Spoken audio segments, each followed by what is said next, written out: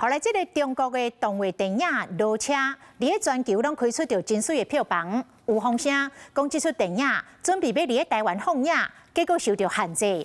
文化部长李远今仔日表示，这部电影完全无提出着申请，结果是吵闹吵到安尼，实在是真喊过。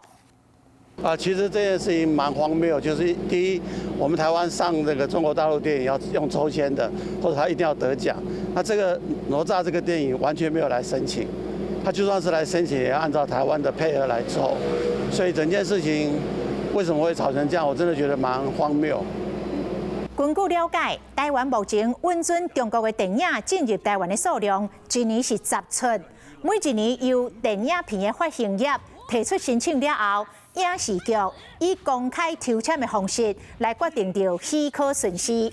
文化部讲，这《落车2》最近2年并无提出着申请，未来若有规划要伫台湾放映，会当照规定照步来。 Hello， 我是易景。想要抢先掌握最及时的新闻资讯吗？赶快订阅、按赞、开启小铃铛，锁定华视新闻的 YouTube 频道。